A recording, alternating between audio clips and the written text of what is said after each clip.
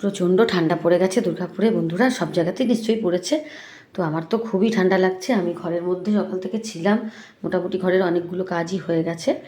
ঘর ঝাড় দেওয়া, মোছা টোছা সব হয়ে গেছে। হাজব্যান্ড ডিউটি চলে গেছে, এবার দুপুরবেলা খাবার নিতে আসবে, তো আমি রেডি করে নিচ্ছি খাবারগুলো। তো এখন আমি রান্না করব না, আমি এখন স্নান পুজো সেরে তারপরে রান্না করব। আজকে আমি কি বানাবো জানো? আজকে করবো দেখো ছোলার ডাল, আর তার সঙ্গে একটু সুইটকর্ন সেদ্ধ করে রেখে দিয়েছি।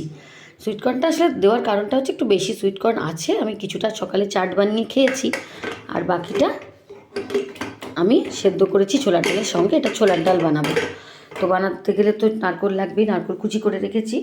আর এমনিতে বেগুন ভাজা করব আজকে, ছোলার ডাল হবে, আর ওই আদা কাঁচা লঙ্কা টমেটো এটাও কাটবো, মানে কেটে মিক্সিতে বাটবো।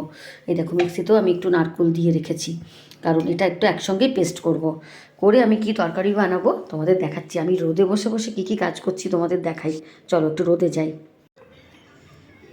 এই দেখো বাইরে রোদ উঠেছে, আমি তরকারি পাতি নিয়ে বসে পড়েছি।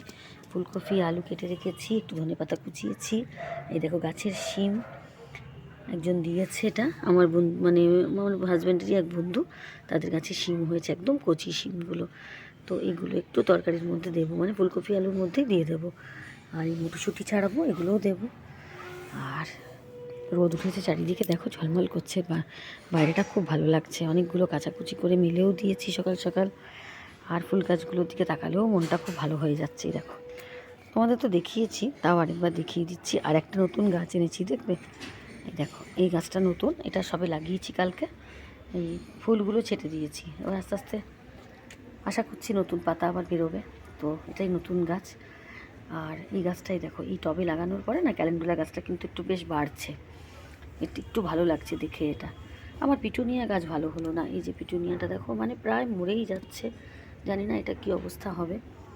আর এই পাতাবাহারটা একটু ডালপালাগুলো ছেঁটে দিলাম আজকে একটু, কারণ খুব বেশি এক জায়গায় হয়ে যাচ্ছিলো, তো হয়তো পাতা শুকিয়ে যাচ্ছিলো সেই জন্য। তো যার জন্য এইগুলো করলাম। এবার আমি কাটাকুটিগুলো করে নিই, রান্নাটা রেডি করে তোমাদের দেখাবো। টাটা।